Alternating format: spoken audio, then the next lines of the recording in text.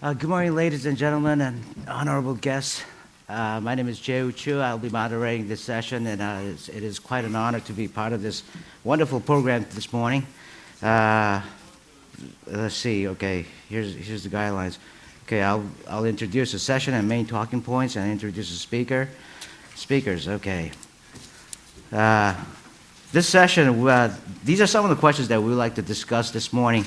And some of the main questions that we would like to focus this morning are, after the inauguration of China's leadership, how will China's defense policy change or continue from that of the previous generation? How will China's new leadership manage its relations with the Chinese military? What will be the role of the PLA in the near future? How will China's naval power projection affect regional politics? How will military research and development feature in China's defense spending? Which areas of the Chinese defense industry will be emphasized or receive reduced attention? Finally, how will the United States and neighboring countries perceive change and reform in China's defense policy? Before we go on talking these questions, may I please allow me to introduce all the speakers here on the panel. Why don't I start with the gentleman on my left, Dr. Chungming Tai. He's the director of the Institute on Global Conflict and Cooperation at University of California at San Diego. He is the leader of IGCC's Minerva project, the evolving relationship between technology and national security in China, innovation, defense, transformation, and China's place in the global technology order. He's also currently an associate professor in residence at the School of International Relations and Pacific Studies at UCSD.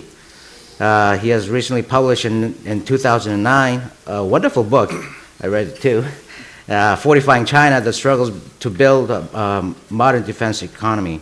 He received his PhD from War Studies Department at King's College in London in 2006.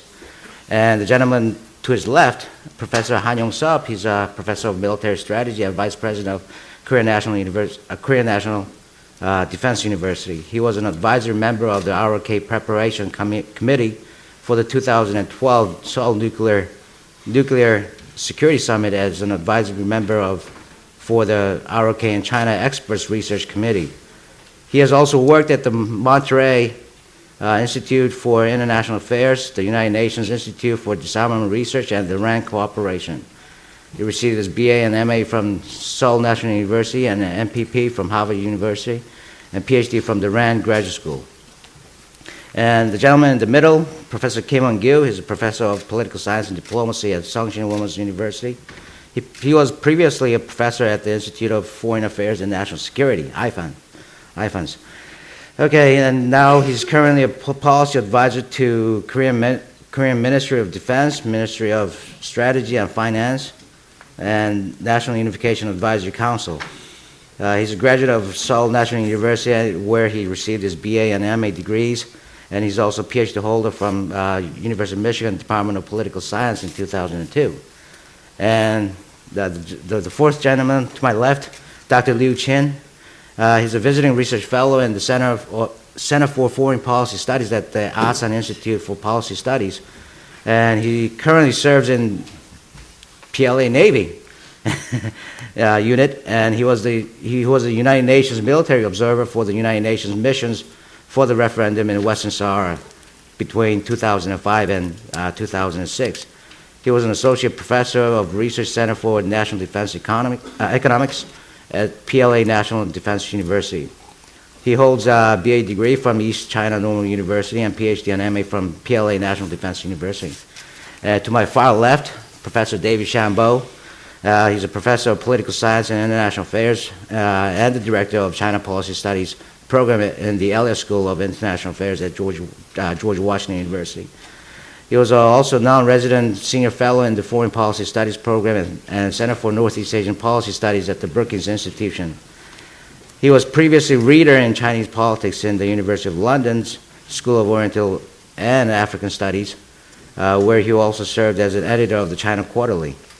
He has written or edited more than 30 books, including China Goes Global, The Partial Power, I guess it'll be soon to be released in next year.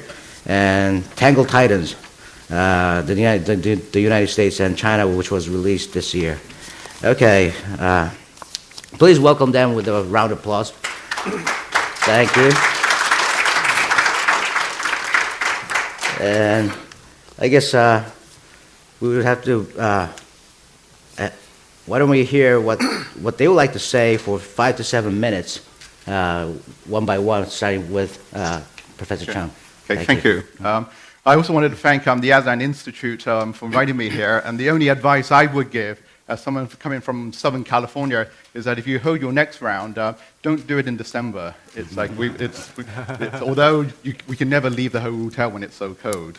So, my views on the Chinese defense policy is when you look at what's been going on, especially in the past year itself, there's been a series of very important, potentially momentous defense-related issues that have potentially major impact in shaping the near, medium, and also the long-term nature of China's defense posture itself. And these events will also allow us to gauge what the state of China's current defense posture is and where it's heading over the coming years itself. And these events I can sort of sort out into three main categories itself, which allows us a much more clear analytical view. The first category is in the political, specifically party-army relations. And of course, this relates to the 18th Party Congress and Xi Jinping's elevation as the chairman of the Central Military Commission. Xi Jinping's assumption of power in a very clean transfer where Hu Jintao left his position has given Xi a very important window of opportunity, in particular to arrest what I would say has been a drift in the nature of party-army relations under Hu Jintao over the past 10 years.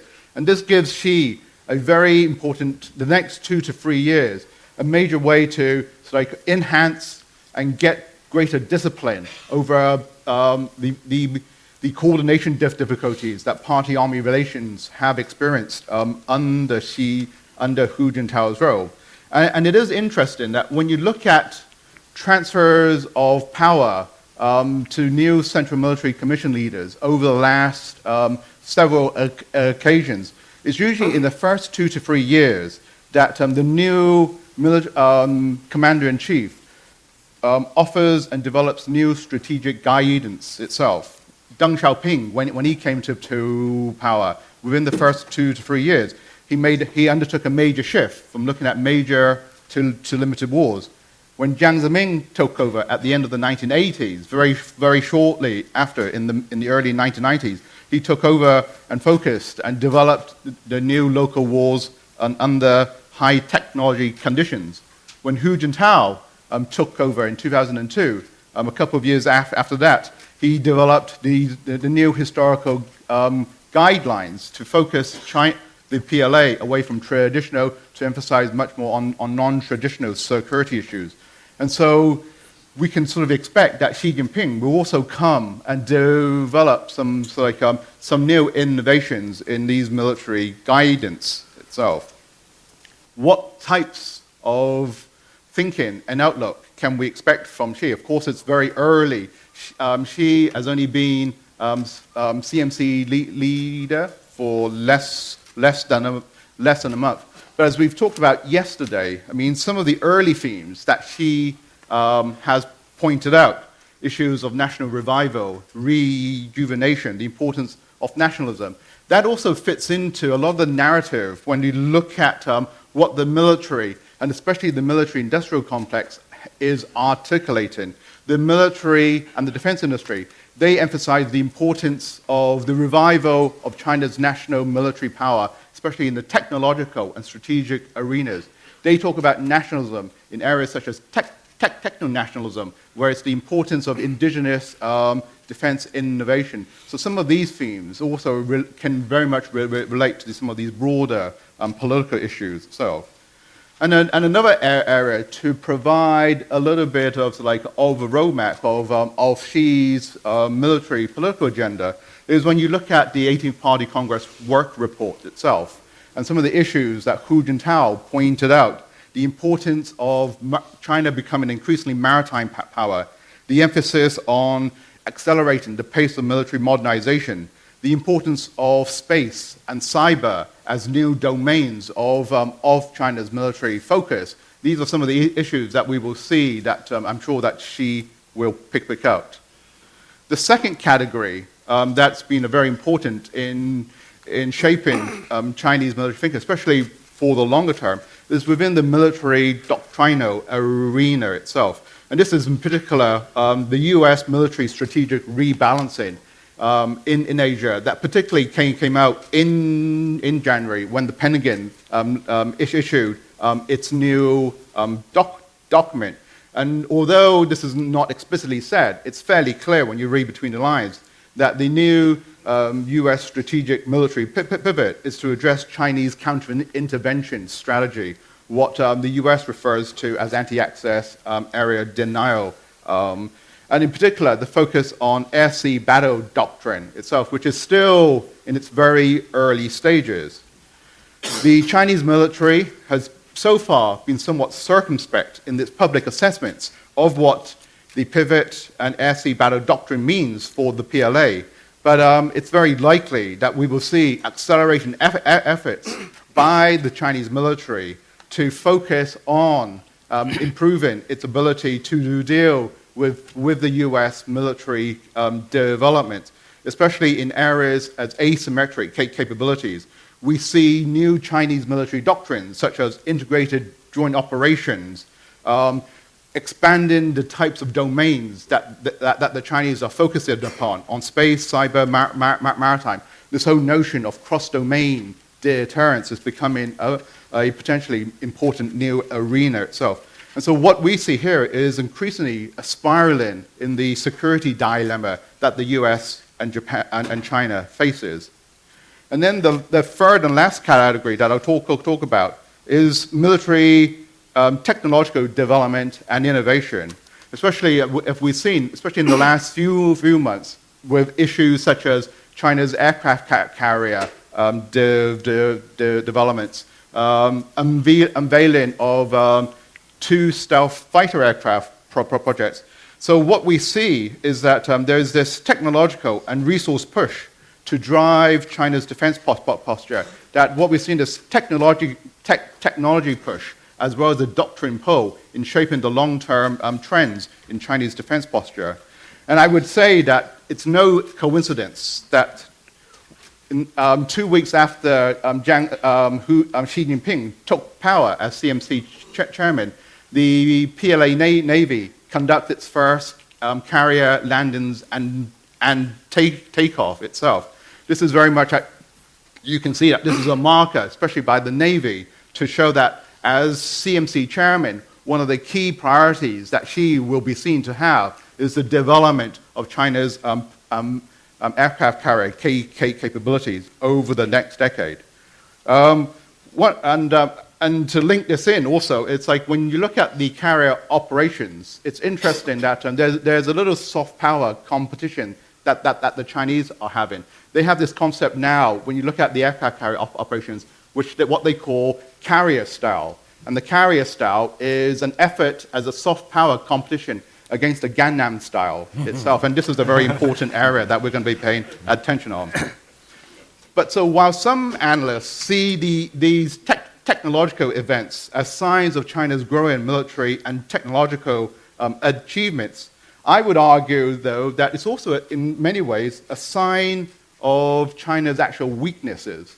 When you look at China's aircraft carrier program itself, whether it's the fighter aircraft that they are using, the J-15 landing and taking off, and the carrier itself, this is not a sign of China's innovation might itself. This is much more of an imitation strategy, because these capabilities that the Chinese have developed are primarily derived and copied and reverse engineered from Russia itself. There's not a great deal of advanced innovation.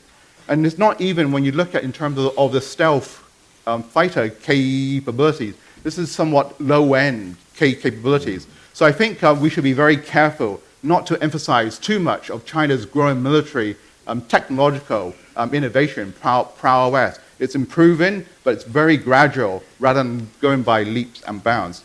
So in conclusion, then, when we look at the evolution of China's defense posture going forwards itself, you can see, especially when you look at it over the last 50 years, that there's this growing evolution. And in particular, when you look at it in terms of the relationship between economic development and military modernization, there's a clear stages of development.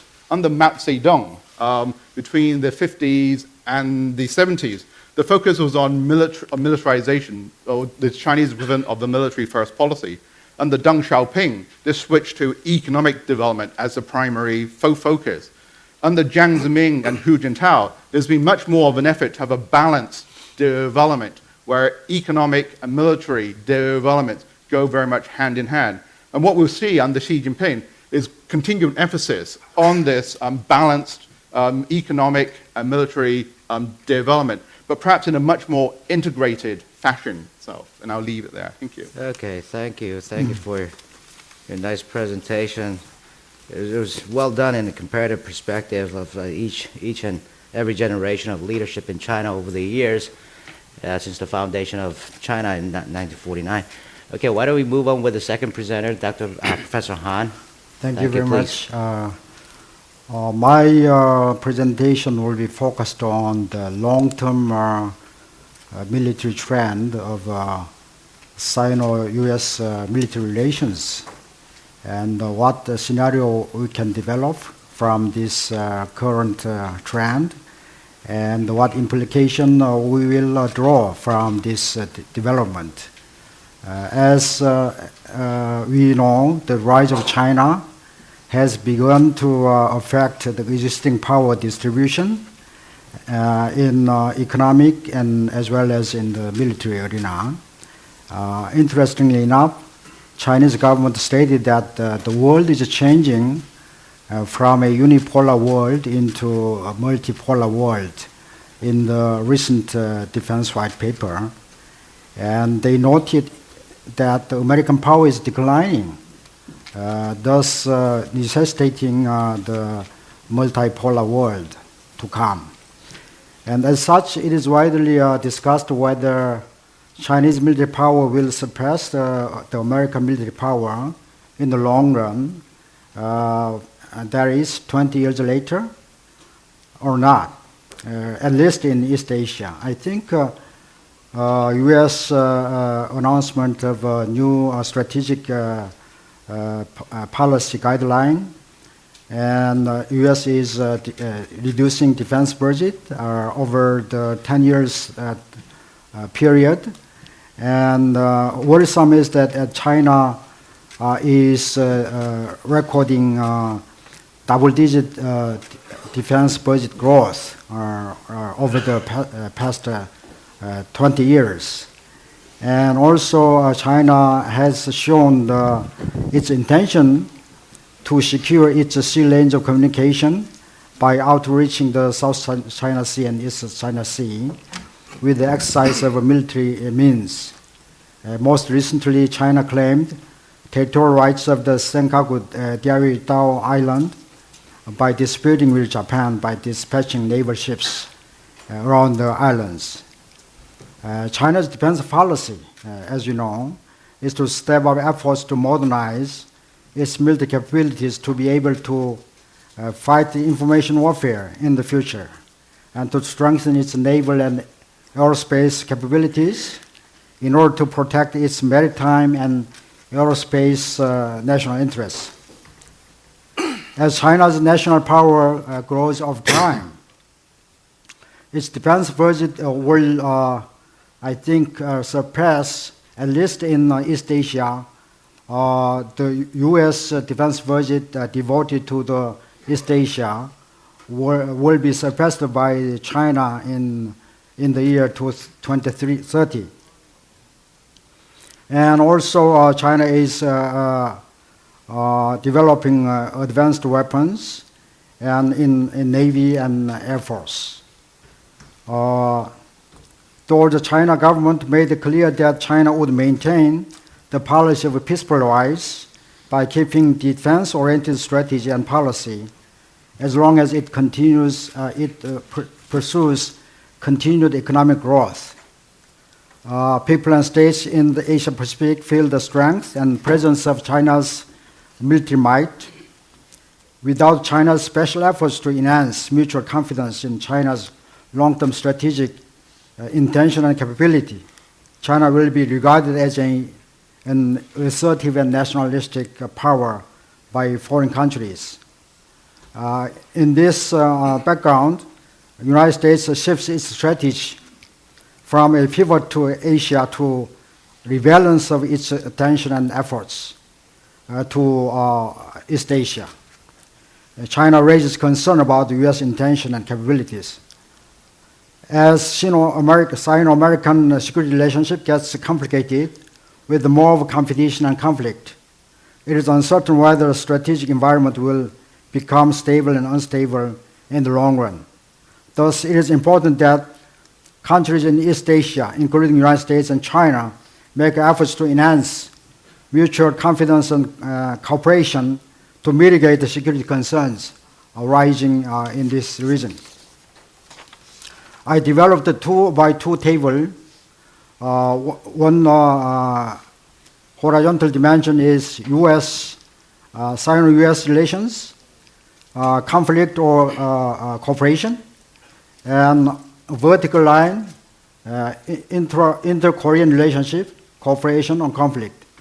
So I think in the short term, as China cannot define their policy and strategy, while they are improving, enhancing their capabilities, they have to come up with what kind of strategy they have. So short term, I think a little bit of a pessimistic view of a trend. Some kind of new Cold War type confrontation could happen. In this environment, I think China and North Korea will take advantage of this undefined situation. Why? Because the global economy is very pessimistic, and also the countries in East Asia is endeavoring to become a little bit of nationalistic and assertive to secure their national security interests. But I think in the long term, until the 2030, the more of a cooperative environment will prevail. Why? Because there are too many transnational security threats that one country alone cannot resolve this kind of a problem. And also, we have to deal with the global problem of the commons. We have to, as the world becomes globalized, I think China has to define their long-term strategy with the vision of a peaceful and harmonious world. So the key question is that PLA's intention. I think PLA has been known to be a very confidential and secretive, and also not accustomed to the globalization. So we have to, I think China has to make efforts to become more transparent, open, and cooperative with neighboring countries, and as well as with the United States in the military dimension. So there are lots of areas for cooperation. For example, nuclear energy cooperation. As China develops nuclear power plants, so many power plants, and we have a possibility of accident here. And also, we need new thinking and new world vision that China, up to now, limiting to their boundary has been known as a land power, now aspiring to become a sea power, has to define their strategic vision in the long term. So that is a kind of opportunity for us to cooperate with. Thank you. Thank you. It's a pity that we couldn't see his 2x2 diagram, which you just explained, but obviously he started out with a little pessimism with the current international relations structure in Northeast Asia. However, he concluded his statement with great optimism because there's a great rise of non-traditional security issues that concerns the interest of each and individual states in Northeast Asia. Okay, thank you.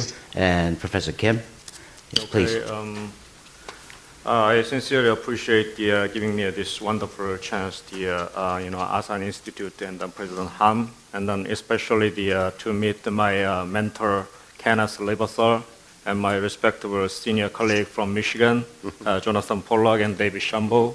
It's very, I'm grateful. I would like to introduce Korea's view on Chinese military buildup and its implication to South Korea. Given time constraint, I cannot explain all the things, and so I'll upload my full text in the website of Asan Institute. This time I just briefly introduced what I think. Along with the rise of China, Chinese military modernization draws tremendous attention around the world. There is a widespread agreement that in recent few years, China's military capabilities have made remarkable progress. For the last 2 decades, China has recorded double-digit increase rate at its military expenditure. In 2012, China successfully launched its first aircraft carrier Lieying, although we are not sure when it becomes operational. Currently, the size of military expenditures becomes second to that of the United States in the world. China has incessantly increased its anti-access, anti-denial capabilities. It seems also to have successfully launched the robust and systematic military modernization program. China's growing military power is certainly changing strategic landscapes in East Asia. Let me briefly talk about my view on China's military limits. Due to its size, it is obvious that China poses threat to the neighboring countries, no matter how weakness it bears, what intention China has, to what degree its capability has. However, despite China's unprecedented success in the PLA modernization, there are several constraints in Chinese armed forces as well as the foreign policies in operation. First one is China's expansion of the armed forces and threat theory suffered from a certain degree of exaggeration.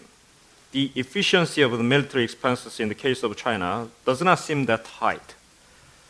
China's defense expenditure is significantly limited by the internal cost. China's overall technology to the manufacture of weapons still remains far from satisfaction. China still suffers problems of structural inefficiencies of its military industries.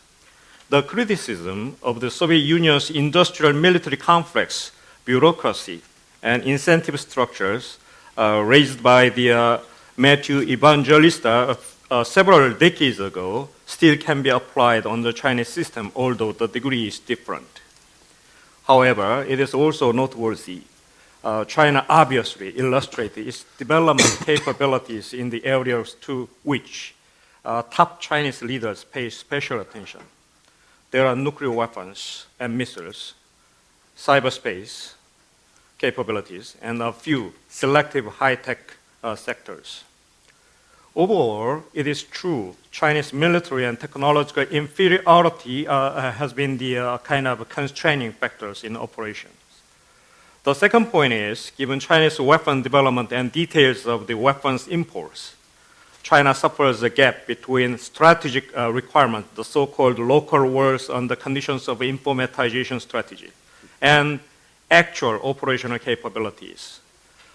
Chinese conventional warfare capabilities are still vulnerable and unable to guarantee victory, even in a limited warfare against Japan. The third point is, in the eyes of the PLA, it suffers no sufficient allocations of resources domestically. Chinese leaders primarily focus on domestic issues. China considers it more important to maintain domestic stability with their potential explosive situations and then continue with the economic growth. In particular, resources allocation under the new security concept of China still lays a higher priority on economic development, thus making it impossible to expect a sudden expansion of the military capabilities in China. China's military expenditures increase rate has not been exceeded the average increase rate of the government expenditure for the last 3 decades. In a Chinese perspective, therefore, the current military expenditure increase rate are quite normal and will continue to be as it is in the near future. The fourth point is, the pivot to Asia strategy of the United States poses a component to check to China, although it doesn't necessarily regard Chinese military modernization as an imminent threat against the United States. Such a strategy carries a strong message to China to discourage its potential use of military might as a policy tool. Many of China's neighboring countries appear to welcome the U.S. policies, and then Japan also tried to balance China's increased military capabilities. Then let me jump on the South Korea's view on Chinese military buildup. China is considered a threat to most of the South Korean people, not because of this reason, dramatic increase of their military capabilities, but because of its size and historical memories. Large stocks of missiles and nuclear weapons and space capabilities and the aircraft carrier are not the new main sources of threat. The geographical distance between South Korea and China is as close as the even old conventional weapons themselves are threat. Koreans' views and emotions toward the Chinese are quite complicated and ambivalent. Koreans' view of China has been formed throughout thousands of years of mutual exchanges. Throughout the Korean history, China has been responsible for the almost half of over 930 foreign invasions. Whenever instability rises in China, it has negatively affected the lives of Koreans. On the one hand, the Koreans inevitably apprehend when China seeks excessive political influence over Korean Peninsula as well.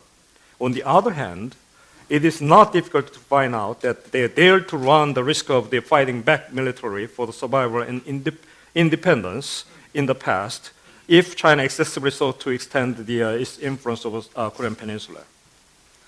Regarding the military-to-military relations between South Korea and China, both already established the regular ministerial level of the dialogues, and they also agreed in 2012 that they would establish a hotline between ministries of the national defense and also hold a strategic dialogue in the security area.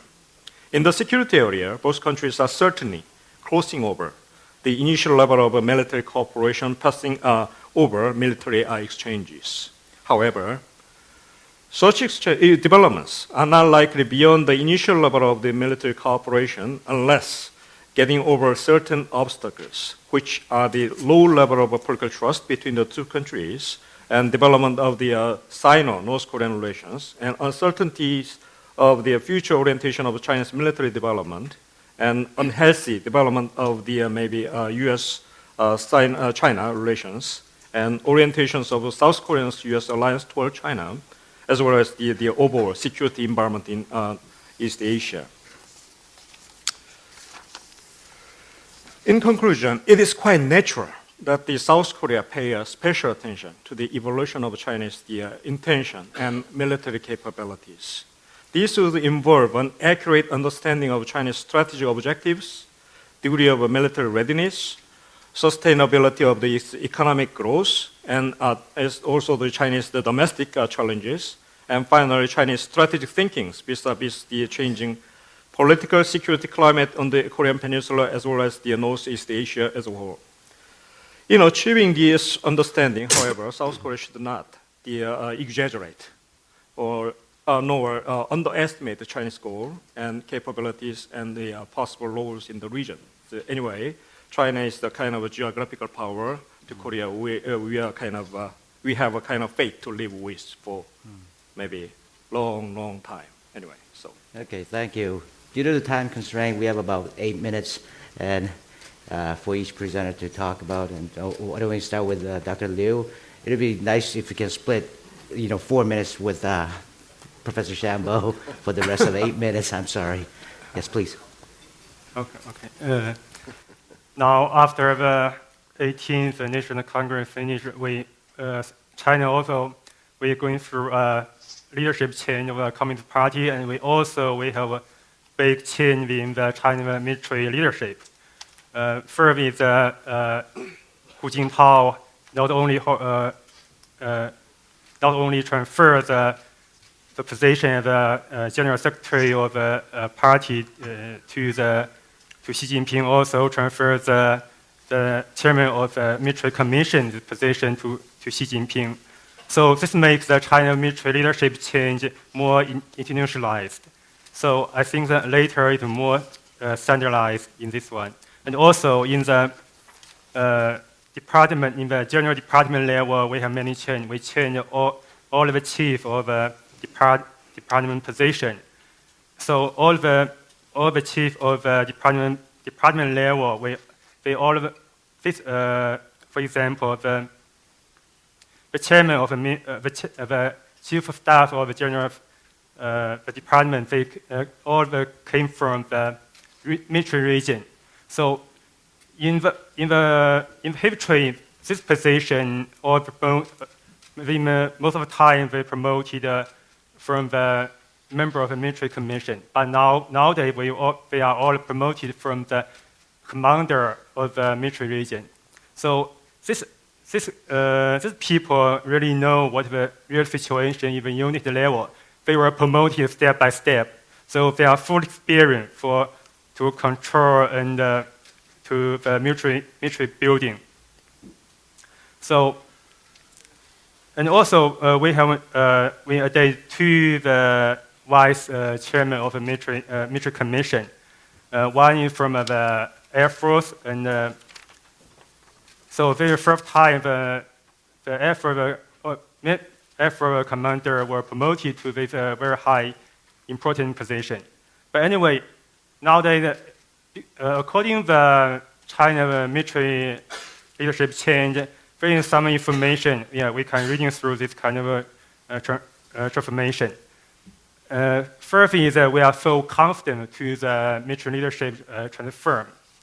So the next is that we are, because before Hu Jintao take position, and Jiang Zemin also take 2 years of the chairman of the military commission, because we have some tradition that old generation should take care of the new generation to keep the transmission very peacefully, very stable. But nowadays, before the 18th conference, we make a huge transform from a leadership change.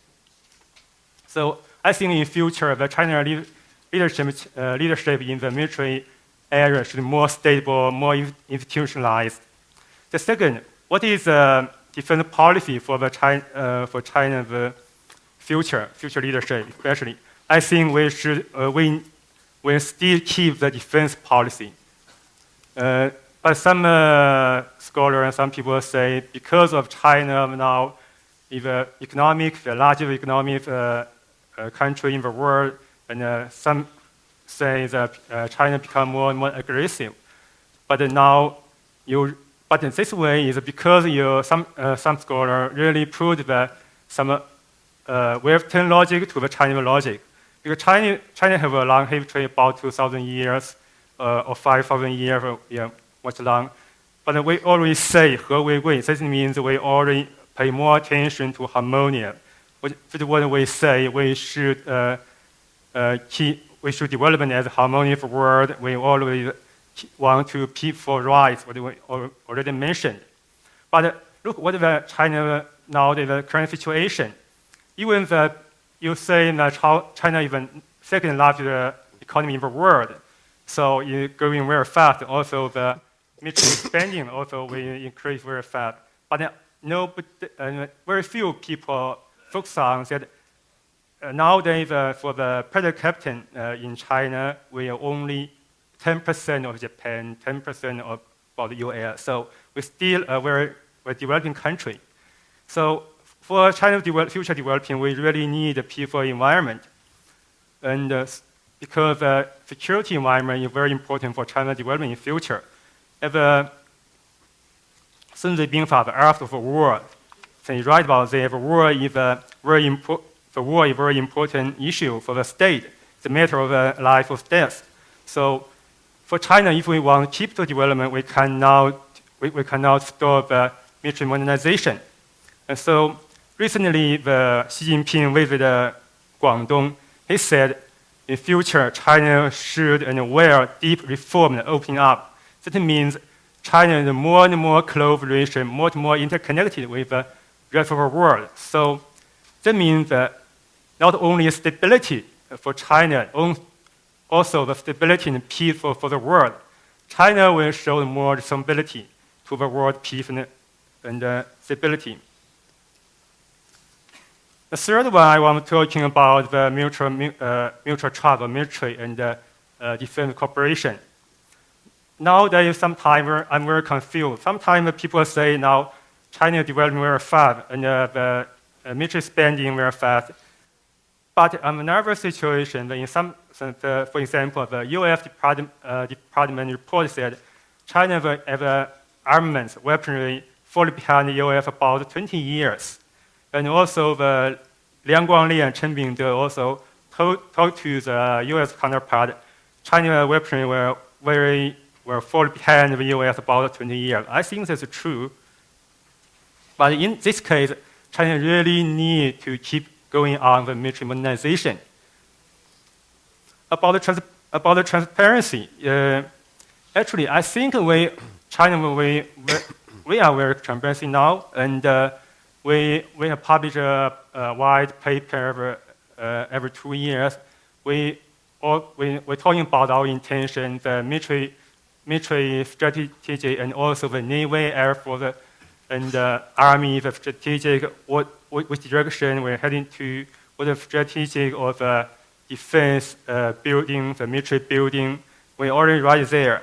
The problem is that if we have less of mutual trust, even we talk much more about the detail of China military situation information, people no use.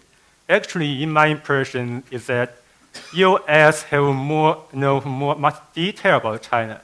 U.S. conduct intensified the surveillance around China, the South China Sea, East China Sea. We know much more detail, sometimes much more than me. So in this case, China is more over transparency, I think. About the military dialogue, military cooperation, and military trust, I think the obstacle is not from China's side. For example, from the U.S. and China cooperation dialogue very important. But there is some law and act from U.S. side. I remember that there is a National Defense Authorization Act for fiscal year 2000. Also the delay amendment.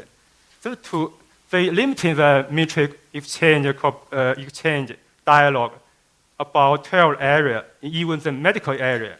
So I think, there are many obstacles for a country, between the two countries. My conclusion is that the Chinese defense policy is defensive. China really want to peaceful, stable the environment. Also, China also will share the responsibility to keep the world stable and peaceful. I think China have a much more overlap benefit from the U.S., from the neighboring country. We have more cooperation, we have more common benefit in future. I hope in future we have more cooperation, more dialogue, and more understanding, mutual understanding. I stop here. Okay, why don't we move the floor to Professor Shambo, one of the most authoritative figures in Chinese foreign policy. Please, thank you. Okay, thanks. Well, let me just first congratulate the Asan Institute and Professor Ham for initiating the China Forum and inviting me. Delightful to be here in Seoul after long absence. Well, with four minutes, I'm still under the 4-minute rule. You can add another 3 minutes. 3 minutes, 7 minutes. Oh gosh, So all in all, 7. I've been sitting here trying to think about how to compress what I plan to say into 4 minutes, but let me try and do that nonetheless, and I guess raise four general points.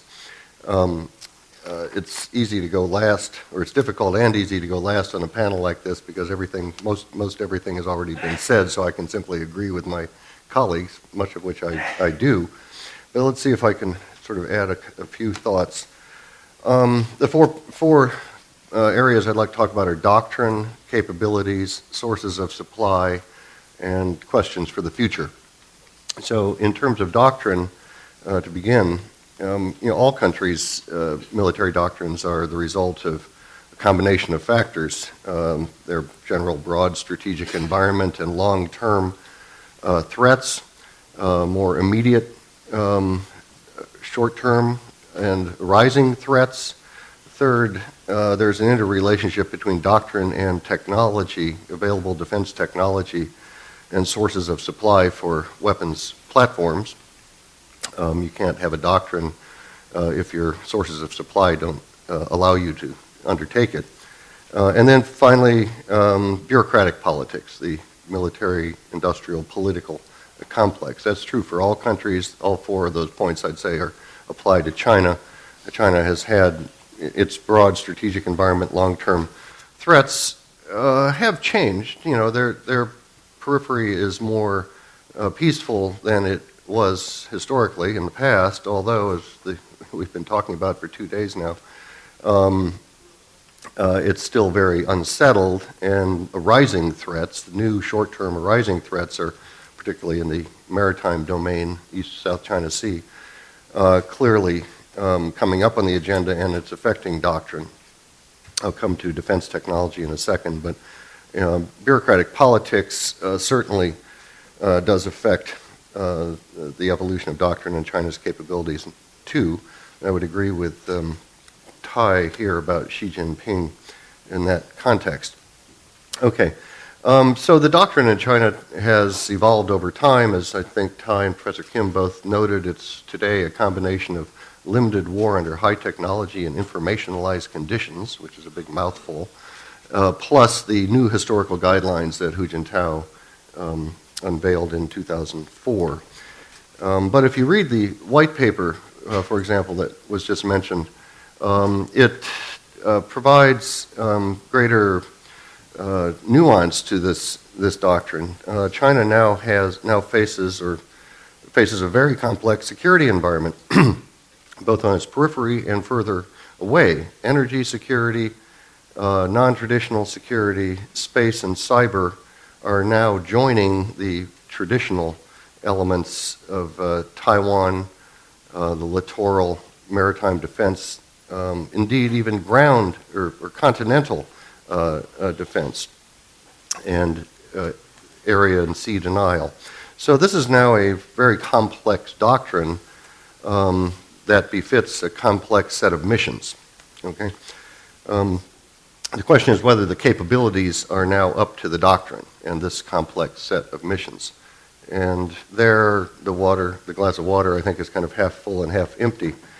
To be sure, the military PLA's capabilities have evolved a lot over time. One point I'd like to stress, though, at the beginning is that when we think of military capabilities, we frequently think only of the hardware dimension.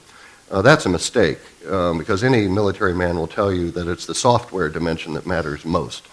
It's not the kinetic capabilities. It's the people and the personnel you have in your armed forces, how well they're trained, how exercises are undertaken. Are they truly joint force, combined arms exercises? The role of logistics, crucial, really crucial, obviously.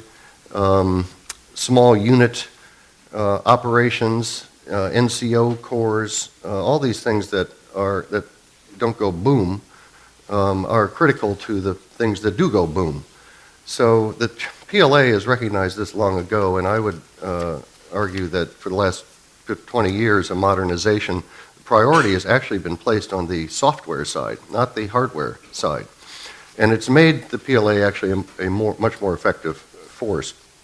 On the hardware side, though, as other speakers have indicated, sustained investment over 2 decades, if not more, has produced a variety of new capabilities and platforms.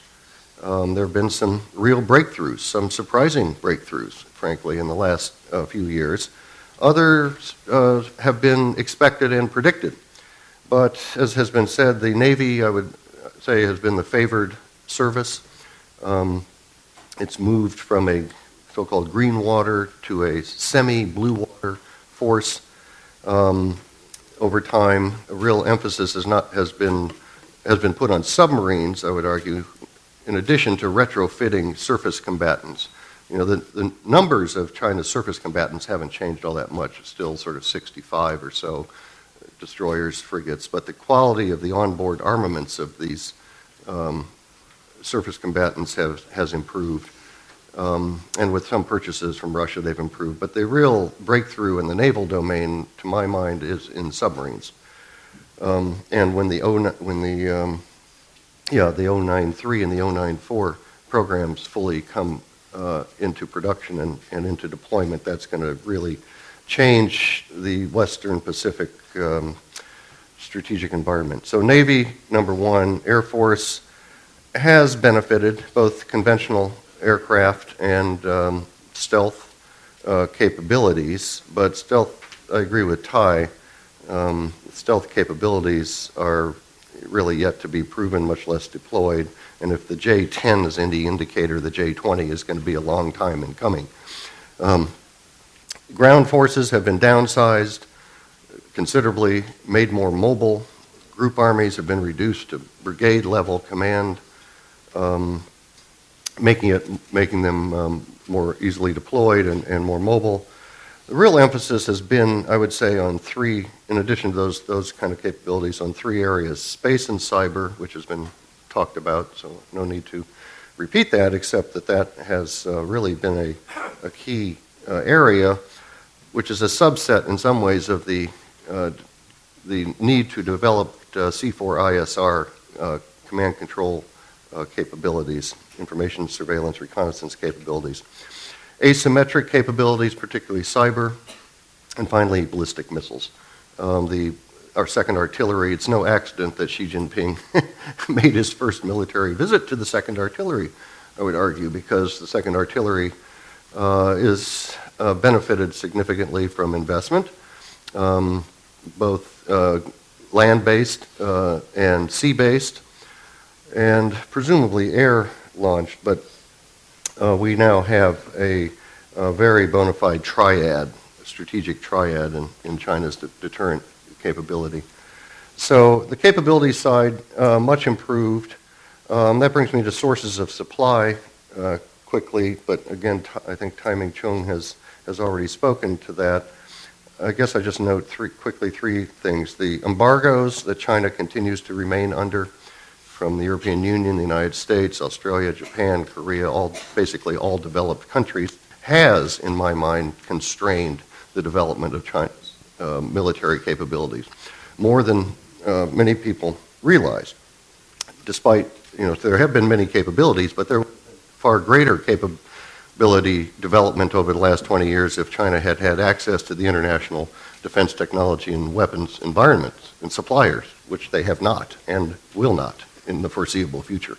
So China's had no choice but A, turn to Russia, B, develop themselves.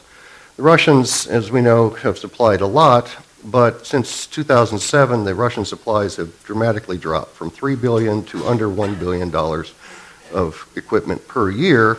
There are a variety of reasons for that. Some of the systems reach the end of their contracts and their production cycles. Secondly, though, there's been a very serious ongoing debate in Moscow about the wisdom of arming China. That debate has, frankly, been going on ever since 1989, but in the aftermath of the collapse of the Soviet Union, the post-Soviet Russian defense industries needed the China market. The Russian defense industries don't need the China market as much anymore as they did. So the strategic arguments that it may not be so wise to arm this country to our south have prevailed, I would argue, in Moscow. And then thirdly, the Chinese have done to the Russian weapons what they do very well with everything else: rip them off, clone them, copy them, steal them, and reproduce them. And that has been the case in a number of systems, and that has not made the Russians very happy.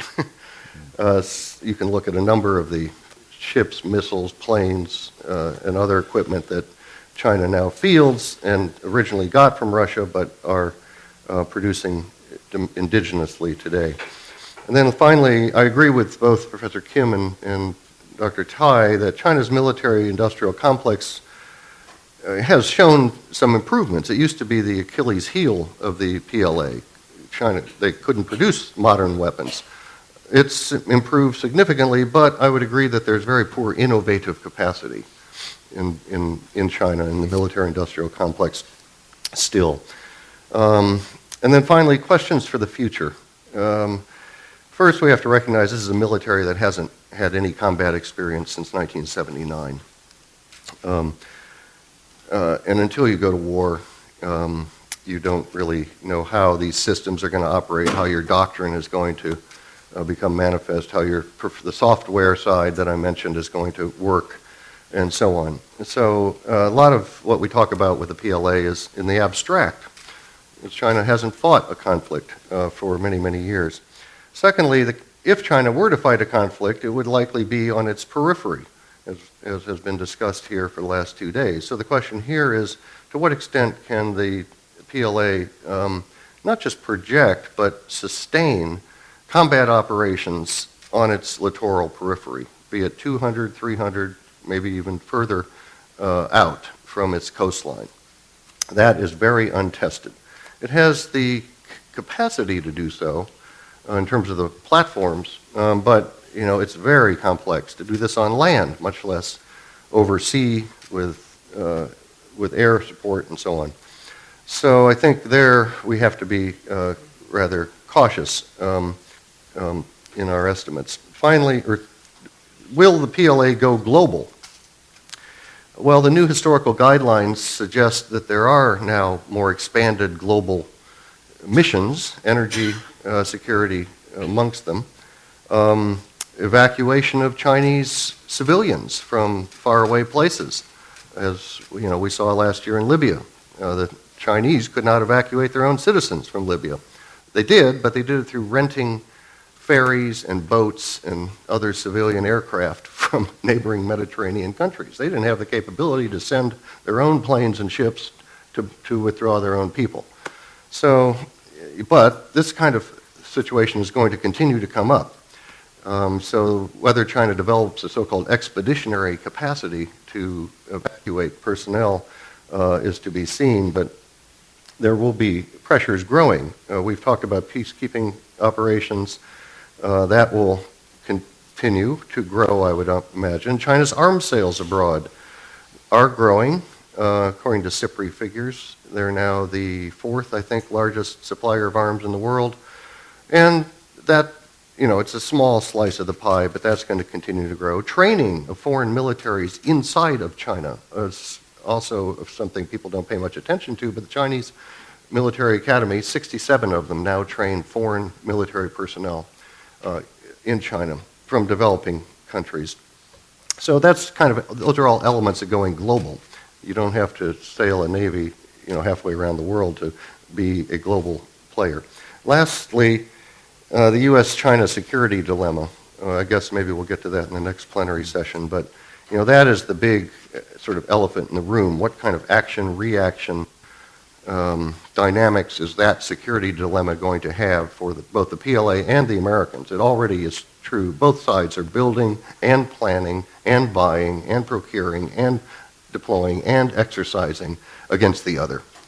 Very clear. And that's not going to stop, in my view. So where does that leave me? I would say, glass of water half full, half empty. Much progress made in the last 20 years, by the PLA, some surprising, even admirable progress. But like I think I hear from some of my colleagues on the panel, I think the weaknesses are still quite apparent if you look carefully. So we should not overestimate PLA capacity. Okay, thank you. Yes, we have about 15 minutes to go, and I'll just change the format of the discussion because of time constraint. I'm sure, their great expertise, might have enlightened you, and, the enlightenment also must have, evoked your thought this morning. So why don't we combine the Q&A session with the panel discussion and open the floor to everybody here. And whoever has a question, please raise your hand and identify yourself when you're allowed to speak. Okay, gentlemen here, first, second, third, fourth. Thank you. Thank you. Zhexin from Shanghai Institute for International Studies. I have a question for Professor Jiang Daming. I'm very interested in your point about the relationship between soft power and China's aircraft carrier. So would you elaborate a little more on that? And how would you interpret the rather high-profile demonstration of the aircraft carrier, because they promote some technologies once in a few days or in a few weeks? Do you think it's more of a domestic concern or to influence the global audience? Thank you very much. Okay, and why don't we limit the answer to 1 to 2 minutes? Okay, Thank you. to be very, very brief, when I talked about Chinese soft power, the aircraft carrier is very much of a symbol itself, and a symbol of China's military confidence and rise itself. And I think what the Chinese want to emphasize is that the aircraft carrier will serve both power projection capabilities, but a key part is also in terms of humanitarian relief. One of the main reasons why there was a major push for Chinese aircraft carrier development in the last decade was that some of the lessons that the PLA learned was that in major crisis, like in the 2004 earthquake off Indonesia, the U.S. sent an aircraft carrier to be able to help on humanitarian issues. I think this is also a very important part to this. We haven't seen this much because the focus is now on developing its operational capabilities. I think, but this is one part that that the PLA will try to have both the soft power dimensions of this power projection as well as the hard power part. Thank you. Okay, well taken. Yes, General, please. Yeah. Yes, Jonathan Pollock from Brookings. My question is not directed to any particular panelist, but more a general insight. Is the fact of PLA modernization, deferred to be sure, now it seems to me is inevitable as a consequence of China's growing economic weight and so forth. My question is whether or not any of you would want to hazard a guess about, if you will, where the center of gravity lies in Chinese military development. Very specifically, if China has long emphasized a doctrine that is defensively oriented, deterrence oriented, would you say that the growth of capabilities enables any conclusion about whether there is rethinking of that basic framework, or whether it is simply that China now has a more credible means by which to emphasize deterrence in particular as a core objective? Deterrence presumably vis-a-vis the United States, but I would be curious about anyone's views on these issues. Any volunteers?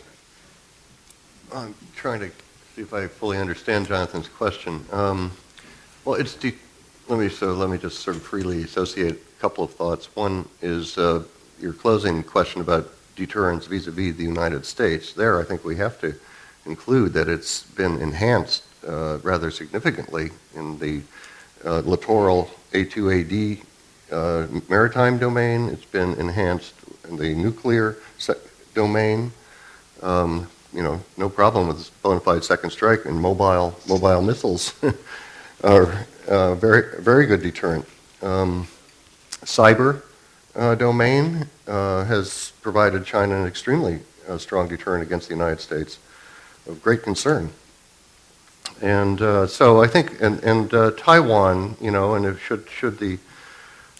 fortunately the Taiwan issue seems not to be as front and center as it's been for so long, but just hypothetically, if a conflict were to arise over Taiwan, the deterrent effect of China's capacities are now significantly greater, make it much more difficult, certainly not impossible, but more difficult for the U.S. to operate, sustain and win such a conflict. So, across the board, yes, I think you're right. But the other thought that pops to mind is the gap between this evolving doctrine and missions, this really very now variegated set of missions the PLA and China face, and their capabilities, right? So yes, they now have a kind of peripheral maritime capability, but non-traditional security, foreign evacuation of citizens from halfway around the globe, space, C4ISR, all these things I just mentioned and others have.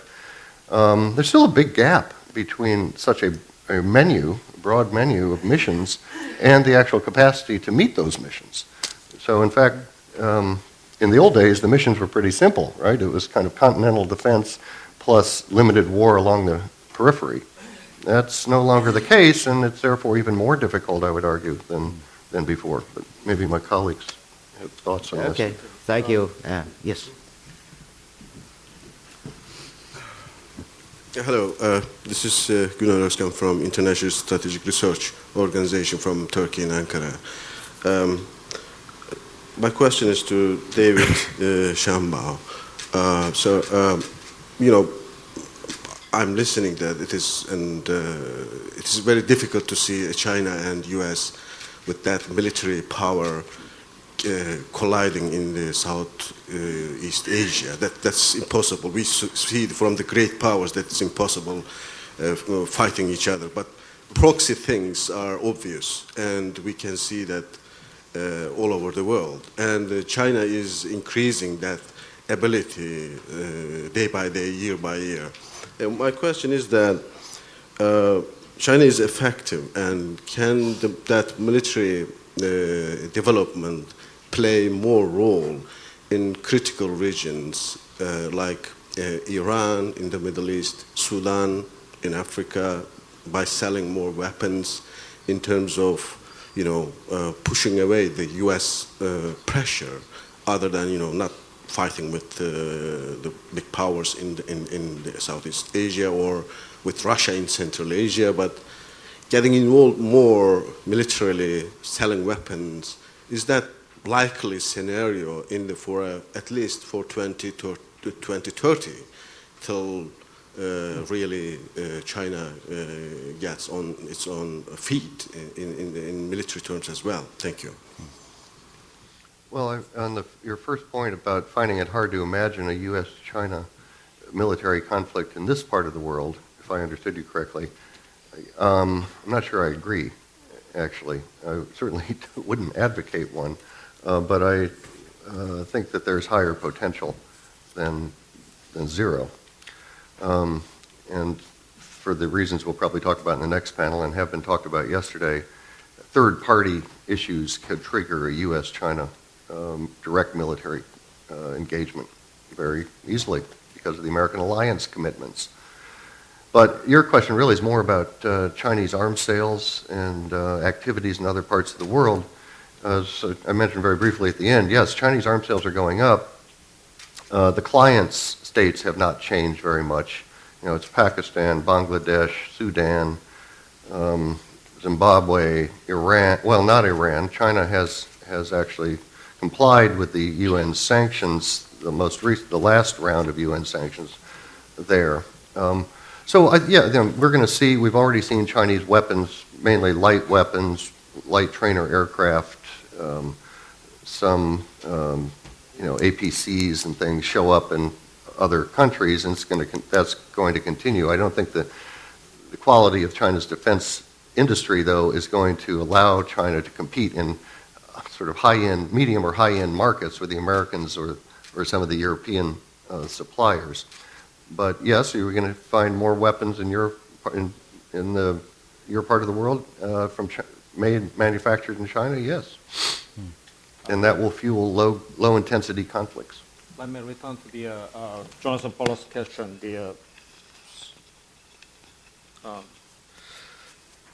when China adopted their People's War strategy during the Cold War period, in spite of its verbal aggressiveness, especially during the Cultural Revolution, it was the inward-oriented strategies. But when China adopted the local war, military strategies, it is basically the outside-oriented, outward-oriented strategy. So it means as China adopt this kind of strategy, and then the phase and degree to meet with the outside world will grow as Chinese economic grows, and also the Chinese military capability grows. So especially China will focus on the cyber and space and SLBM.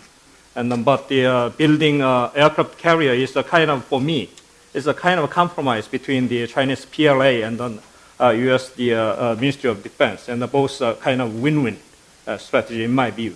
But if China continues to develop the cyber and space and SLBM, maybe I think United States and China needs a kind of treaty such as ABM treaty during the Cold War period, especially in these areas. So in the future, it's inevitable the China will face the kind of and also increase the kind of space and also degree of context in military with the United States in these areas. So I think in the long run, United States and China must prepare for the coordination consultation this way. And I wanted just to add also to Jonathan's issues about deterrence. One of the main concerns that we have, especially in these new domains on space and on cyber, is that there's no real deterrence understanding between the US or China. There's no norms. There's really been very little work done in that area. And as a lot of what we see in space, Chinese ASAT tests, the US equivalents as well on cyber, is that we're in very uncharted territory. And there's the potential for misunderstandings, especially as these two countries are emphasizing and developing. And there's this whole notion that in the US, that there's potential for domain crossing, that you can have nuclear dealing with space, dealing with cyber attacks, etc. And how do you deal with all that? And that's one of the big questions that we have to deal with as we go forward. And the two sides really need to talk about this and to get to understand before we get into this escalation and the spiral. Okay, well done, gentlemen. I think there was a last question. Yeah, over here. And the last one. Yeah, okay. That'll be two. Thank you very much. Sergey Lugonin, Moscow. I would like to ask Mr. Lu Tsun. There are several dialogues between United States and Russia regarding weapons and, for example, United States-Russian strategic tank control dialogue, nuclear arms reduction dialogue, and what do you think about the possibility of China to join the existing negotiations platforms and to make them trilateral? For example, Russia, United States, and China. Thank you very much. Okay, Dr. Liu, before you answer, why don't we take the last question and then we can all answer it. Okay. Missile. Okay. Thank you. Thank you. How long did it last? Oh, really? Okay. Yes. Okay, this will be the last question. Yeah. I'm Professor Chang Kyung from Sichuan University. After tsunami last March last year, trilateral summit reached an agreement to conduct a joint exercise against the potential natural disasters. Assuming that if North Korea packed mountain potential volcanoes, then tremendous tragedy, particularly in the vicinity of Yongbyon nuclear facility. Is any feasible possibility for South Korea, China, and Japan, also U.S. forces in Korea and Japan, to conduct such a joint exercise to prevent casualty? I'd like to question Japan, Korea, and the United States, and China. Okay, Dr. Liu, go ahead. I don't catch the meaning. Can you say it slowly and say again? Yeah. Thank you very much. There are several dialogues between United States and Russia regarding weapons. For example, United States-Russian strategic arms control dialogue, United States-Russian nuclear arms reduction dialogue. And what do you think about the possibility of China to join the existing negotiations platforms and to make them trilateral? For example, United States, Russia, and China.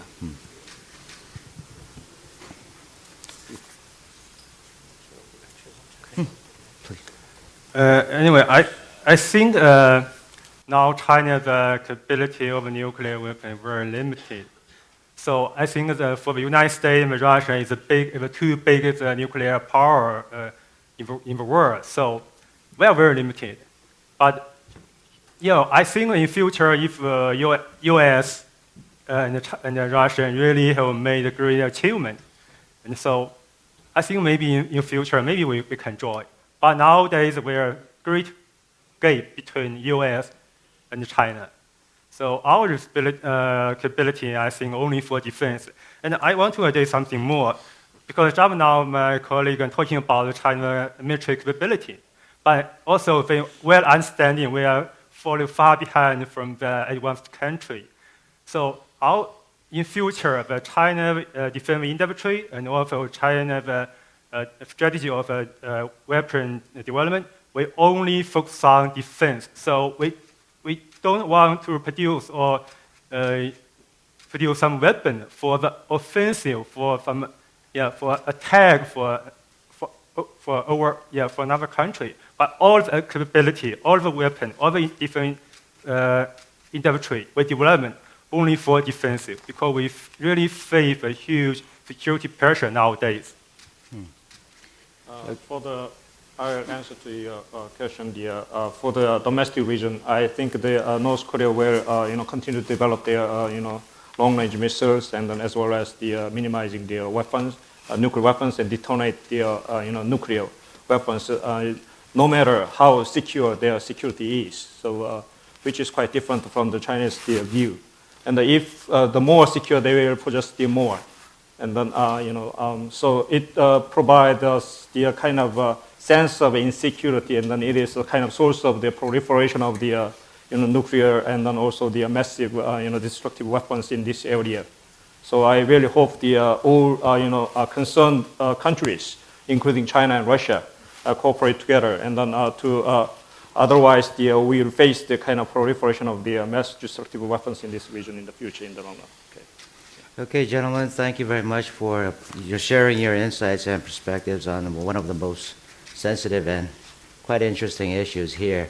Okay, why don't we we thank them with a round of applause as a token of our appreciation. Thank you. Thank you.